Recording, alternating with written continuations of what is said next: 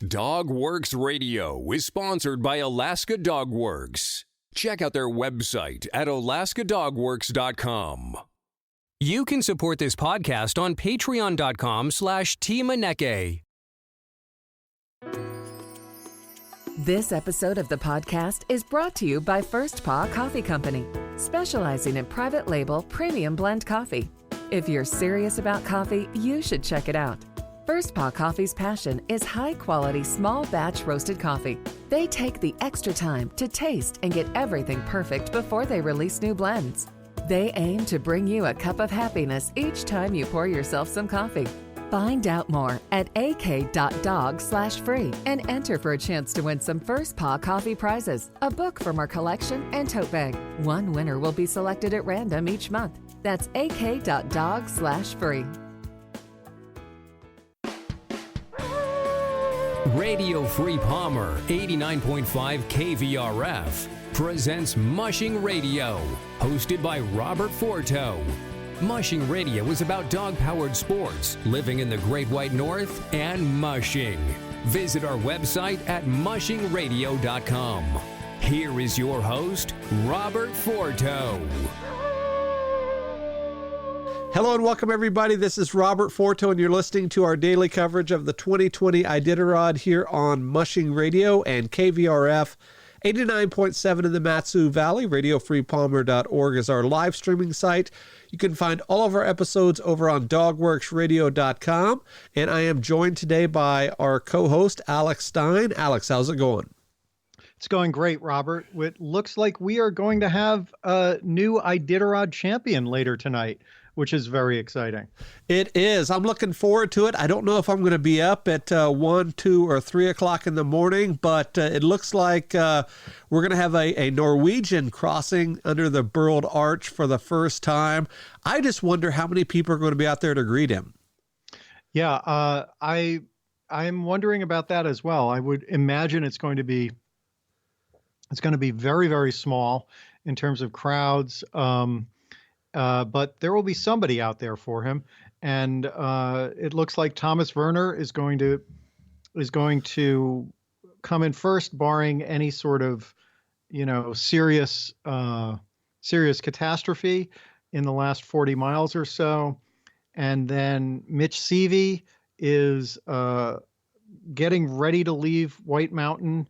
He'll probably be out of White Mountain by the time you guys hear this. And then behind him, about an hour behind him, is Jesse Royer. And then further back is Brent Sass and Aaron Burmeister. So it looks, things are still fluid, but it looks pretty clear that it's going to be Werner, Mitch Seavey, and Jesse Royer as the top three. And here in the Mat-Su Valley, we were receiving some snow earlier in the day, and it's quite warm over there on the coast as they work their way into Nome. And there has been some treacherous conditions in terms of just a really bad trail, and that was affecting one of the mushers. Who was that, and what happened? So that was affecting Nick Pettit a lot. And he left Elam and he went, I think, about 10 miles or so up the trail. The trail was really, really awful. So he turned around, mushed back to the checkpoint on his own power. His team has reported that he's fine and his dogs are fine. It's just that the trail was in such bad condition that he thought it would be a much better idea to come back to the checkpoint, get a little bit of extra rest, and head out at night when the temperatures are a little bit colder and the trail is in a little bit better shape and the dogs can run better. And that's a pretty good strategy. Just about any time you're mushing is to run at night. My favorite time to run dogs is definitely in the dark, mainly because it's just so much easier to work with those colder temperatures. What do you know about the trail behind those front runners there? And I'm thinking about at Cowtag, where Quince is still in that Red Lantern position, and then a group of folks, I guess 6 or 7 of them, have either left Cowtag and on their way through the Portage and onto Unalakleet. But what's happening at the back of the pack? Yeah, so at the back of the pack, everyone is now on their way to Unalakleet, and there are There are 6 teams that have not yet gotten to the coast. Some of them are staying. There are those 2 shelter cabins on that big portage out to Unalakleet. There's, I believe it's Tripod Flats cabin, and then closer, about 2/3 of the way, is Old Woman cabin. And so there have been, people tend to, it's a long, long stretch from Caltag to Unalakleet, and people tend to take that in either 2 or sometimes 3 or sometimes even more runs. And at the back of the pack, people are going slower anyway. So at this point, everyone is just kind of, hunkered down or making slow progress and trying to get out to the coast. I would imagine that probably by around noon tomorrow, pretty much everyone will be on the coast. And just to give some folks a little perspective, we've talked about the Serum Run expedition here on the show a few times during our coverage, and about a month ago, the trail boss and his partner were traveling out from Nome to meet us in Nenana for the start. And right here in this very area that you were talking about in the Caltag Portage with Old Woman Cabin and Tripod Cabin, it took those 2 guys 3 days to travel that 90 miles because the snow was so deep and they kept getting stuck on their snow machines. And it was just atrocious there. I know it's much better now, but that is a notoriously treacherous part of the trail, and I know you had mentioned that. But can you imagine, Alex, being stuck out in the middle of nowhere for 3 days without really any help around at all?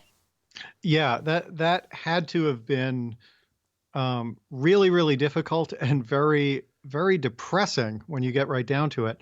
And as you said, the trail groomers and the trail breakers for Iditarod came out and have gotten this in relatively good shape, but still there's some new snow coming down.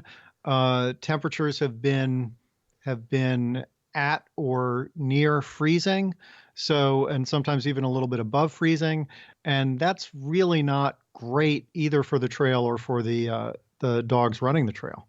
So the next third of the pack is either in or around Koyuk or in Unalakleet, and there are still several folks camping at Unalakleet, at least from my standings here on Iditarod.com, from Monica Zappa all the way down to John Schandelmeyer. I guess they're taking advantage of that bigger checkpoint, considering the next few have had to change pretty drastically in the last few days. Right, and it's because Shaktoolik is now a resupply point rather than a full checkpoint. You're looking at, from Unalakleet up to Koyuk, is about, I think, 90 miles. So that's a fairly long way to go, without having much in the way of support, or without having vets or volunteers who are really, on duty between those 2 places. So what they did is they took what had been 2 much shorter distances from Unalakleet to Shaktoolik and Shaktoolik to Koyuk, and by making Shaktoolik a checkpoint, it essentially makes it that one long run, or that one long area that you have to cover without having any staff in there. And a lot of people are stopping at Shaktoolik. A lot of people are taking, a few hours and resting in that cabin that the villagers were able to convert, and that they brought a stove down to, and wood. So that is much better than if there had been nothing there. But that's a long way to look at going. And plus, once you get past Shaktoolik, there's that long stretch where you're out on the frozen ice, and mushers don't like to spend all that much time out on the ice because it's very unpredictable. It's much harder to navigate, especially when you're out in the middle of it. And so there's, I don't want to say it's, I don't want to say that it's something that people fear, but I think that people try not to. They get a little superstitious and try not to spend more time on the ice than they have to. And they're not going to see anything like they saw on the movie Togo, are they? No, I would imagine not. Although that was, that was one of, as we talked about earlier, that was one of the parts of the movie that, although it was visually exciting, it just seemed very, very removed from the reality of what we've seen from people who have filmed what it's like actually going across that ice. And if you have not seen the movie Togo, go down and download the Disney Plus app and check it out. It's worth the first month charge or whatever they do to get you to watch it. That's a good one for sure. So, Alex, what about our potential Rookie of the Year? Where is she at and how is she doing? She is doing extremely well. She is, I think as I'm looking at this, it looks like she is in 14th place. So she is doing exceptionally well. And, as we talked about, this is someone who has a tremendous amount of experience, Millie Porsold. And, it's a bit of a misnomer to think of her as a rookie in the same way you would think of, like a 24-year-old guy doing his first Iditarod as a rookie. But she is doing really, really well and is in White Mountain right now. And to do a little forecasting, this is where our potential champion was last year when he finished the race, right there around the 14th or 15th place. Is that right? Yeah, I believe so. So maybe we have a future champion there as this year's Rookie of the Year. You never know. Right. And usually when it's very rare, especially in recent times, for someone to, come into the race and have a top 10 finish in their rookie year. But what we have seen is a lot of people in their rookie year, they sort of, it takes a year to get used to the race and to get used to the idea of the rhythm of the race and how the race is run. So a lot of people say that their first year, they're more trying to learn what the race is and how to run it than they are trying to win the race. But then your second or third year, especially for some of these teams that are very competitive and some of these mushers who are very competitive, that's when you see them really, really make some huge strides. So correct me if I'm wrong, Alex, is this the year and next year where they're going to run the same route twice, or was that last year and this year? I think that was last year and this year. Okay. So I believe that we'll be back to the southern route next year, but of course it's a long time before next year's race and who knows what the weather will be and all of that. Right. And do you know why that they did that northern year for 2 years in a row? Yeah, it was because they had there were 2 years when they were going to run the when the race was moved to Fairbanks, so they were not able to run the route that they would have run those years. And it wasn't 2 years in a row; it was 1 year and then 2 years later. Okay. So that they try to balance the northern and the southern route, which originally is why it was odd years for one and even years for the other, so that they don't overly tax the some of the small villages in the middle, which really are not set up to handle that amount of people and mushers and dog teams coming through every March. So before we get into our three scratches and our musher of the evening, last night we talked a little bit about the sponsor, the Dodge dealership that withdrew their sponsorship for this. They're going to do it this year, but not any years from here. Is there any other news with that? Because it was pretty much reported right before we went on air last night.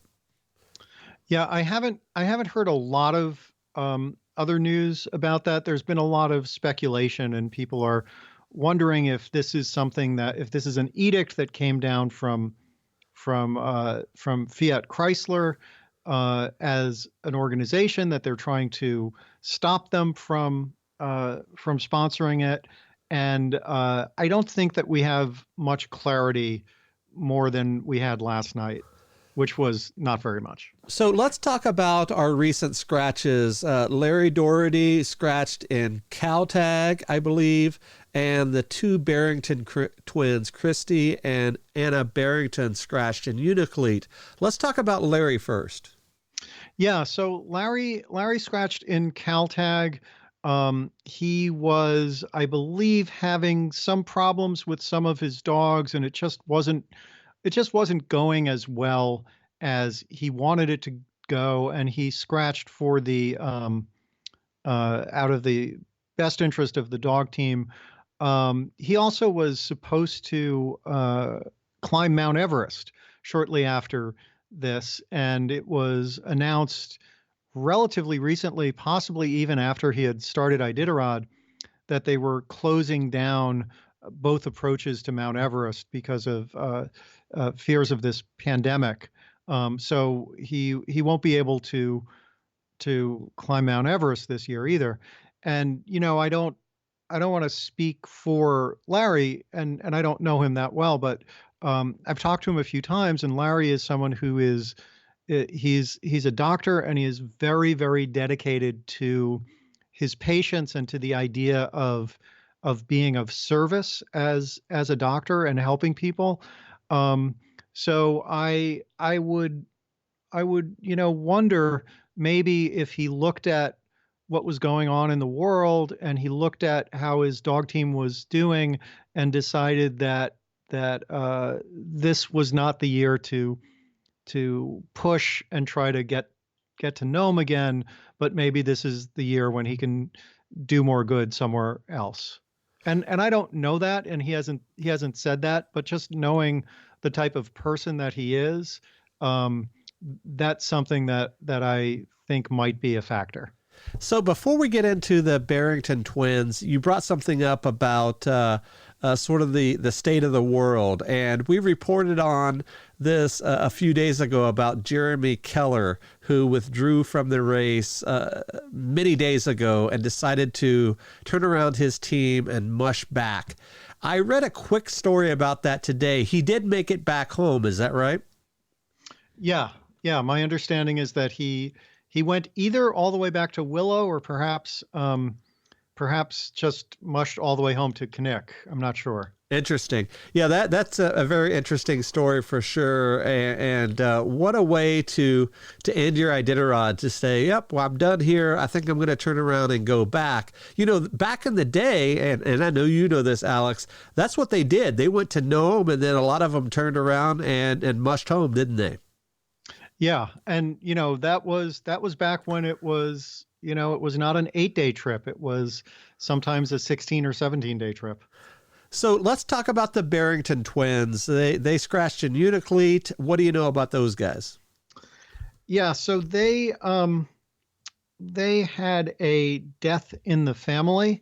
Apparently their grandfather, who was 99 years old, died, and they were, the Barrington twins are kind of fan favorites. They almost always travel together. And they are very, very happy people who always just seem to be having a blast on the trail. They were not doing as well this year as they had been doing last year. And so they decided that with this death in the family and with the fact that they just weren't really performing at the level that they wanted to perform, that it made more sense to scratch and, come back, deal with what they have to deal with, and then come back and do it again later next year. So, Alex, something that we do every night that has become a fan favorite for all of our listeners is our nightly musher profile. And this year, as we mentioned last night, seems to be the year of the rookies. We have another rookie tonight. Who are we talking about? So tonight's musher profile is Diek Nachtgeboren, and I've taken your wife Michelle's advice and pronounced that very quickly because I'm not entirely sure how to pronounce it. So I'm just rushing through it, and hopefully people will get it right. He is 36 years old. He lives up in Fairbanks, although he was born in Iowa. And he said that when he was a kid, he always had house pets, and he had a friend who lived on a farm, and they had a litter of puppies, and he asked his dad if he could get a puppy, and his dad wasn't sure that it was a good idea, so he wrote his dad a letter about how he would take good care of the puppy, and got $18 that he had saved from his allowance so he could go and purchase the puppy that I guess they were selling. And that was his first pet, his first dog. He went to college in Colorado, and when he was there, he got a Siberian Husky named Nautique. And when he got the Nautique, he was told that he needed to give this dog at least an hour of strenuous exercise per day. So he would go and take the dog on all sorts of adventures and go hiking and go out into the woods with the dog to explore, a lot of the beautiful country that they have in Colorado. And one day he saw a dog team and he thought, oh, that looks really interesting. And he went back to where the dog truck was for the dog team and he waited there until the musher came back. And he talked to the musher and convinced the musher to let him start helping out with the kennel. And he did that for the rest of the winter so he could learn more about dogs. When Nautique was 3 years old, she passed away unexpectedly. And later, Diek went to Sweden in 2007, and he wound up managing a 45 dog kennel 100 miles north of the Arctic Circle and spent a winter there handling, training, running dogs, and giving tours.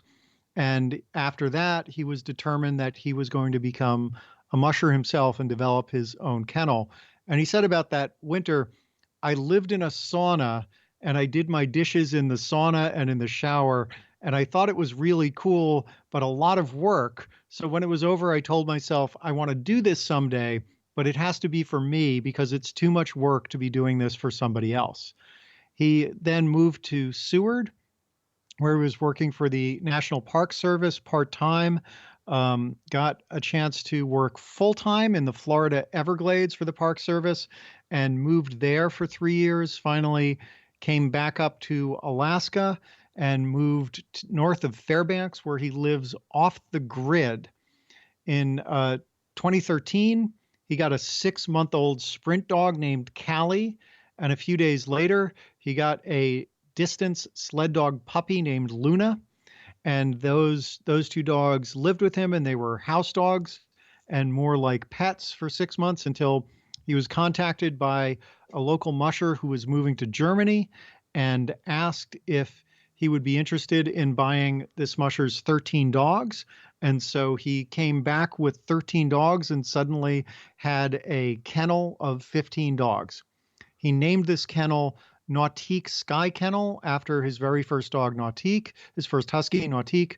And he said that he named it Nautique Sky Kennel because Nautique taught him that dogs can really fly when they run. He has 1 dogs, 22 adults, 5 yearlings, and 14 puppies. He's been running races and taking mushing very seriously for 7 years. He's run the Copper Basin 300, ran the Yukon Quest last year, and has run the Percy DeWolf in addition to a number of other races. He said that his race plan for this year is to have 21 runs of 40 to 50 miles with breaks between the runs, trying to make it so he never has to go more than 50 miles except for that one last run from White Mountain to Nome. And his sister gave him a packet of inspirational messages and messages from friends of his before he left for Iditarod so that he could look at that and read it when he's out on the trail. And before he left, he was talking about he was talking about the experience of being in a long distance race. And he said, it takes 2 to 3 days for me to get into my groove, and then it's just second nature. You become part of the trail. You don't have 14 dogs in one musher. You're a team, and you get to know the dogs intimately on the trail. You're putting your life at risk for these dogs, and they're doing the same for you. That kind of trust, teamwork, and communication can only happen during these races. It's very addictive, and I can't wait to find that nirvana that I had on the Yukon Quest last year. Just being with the dogs and being a solidified unit is pretty magical. And he is currently out of Unalakleet. I saw on his Facebook page he seems to be resting in Shaktoolik before going out on the ice, and he is very solidly in the middle of the pack. Currently about 30th place. So is he doing this on his own? He hasn't worked for any of the other mushers. Like last night we were talking about that mentor ship that a lot of these guys do. Is this something he just sort of did on his own when he moved up here? Yeah. He, as far as I know, he's running his own dogs from his kennel that he developed. He's had 3 or 4 litters since he's been running his kennel, and he seems to be doing really, really well, and just has a very clear expectation of what he wants his race to be, and is just going forward and executing that plan. You had mentioned before he moved to Alaska, he was living in the Everglades and working in the national park down there. There cannot be much more of a change in climate of those two places, north of Fairbanks and in the Everglades. What a difference that those two places make. Yeah, and it's the exact opposite corner of the country, right, pretty much. Right. Well, we wish him well. I love hearing about these rookies, and I'm sure that we're going to hear a lot more about them as the years come, especially some of these little-known guys. They're going to become the next household names, I think, for sure. So, Alex, what else do you have on tap for us, if anything? So I will be watching the winter coming in tonight. Hopefully that will be not too late. I'm on the West Coast, so it won't be as bad as those people on the East Coast who are, would have to be up in the middle of the night or staying up till 3 a.m. And then from there, it looks like we could have 15 or so mushers who have finished this race within about 24 hours or so. So, Alex, how does our coverage differ from just about everybody else's? A lot of folks cover till the first 3, 4, or 5 teams come in, then they pack up shop and head wherever they go. And, of course, a lot of times budget and other deadlines require that. But how do we do things here? We tend to go right up until the banquet, or this year, right up until when the banquet would have been.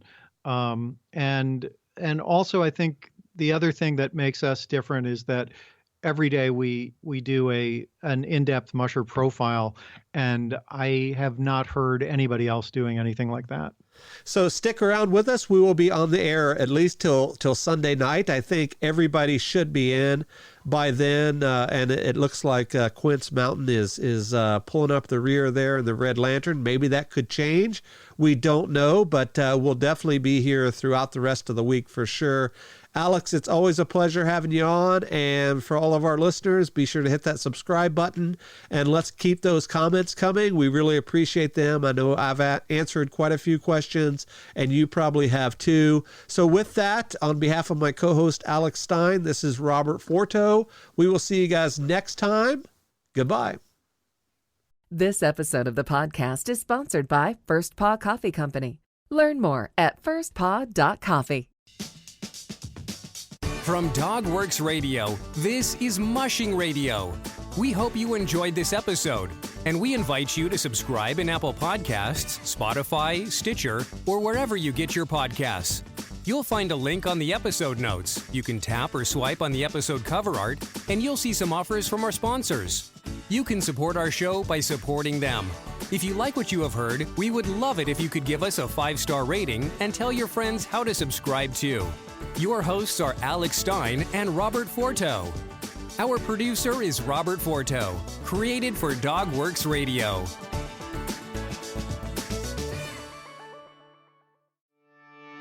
Did you know that Alaska DogWorks trains service dogs for those in need throughout North America?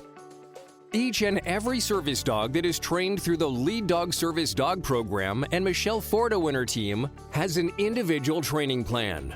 We train for autistic, mobility, psychiatric, and PTSD for our soldiers for service work. If you know of someone that may need a service dog, please take a moment and check out Alaska DogWorks on social media and at alaskadogworks.com.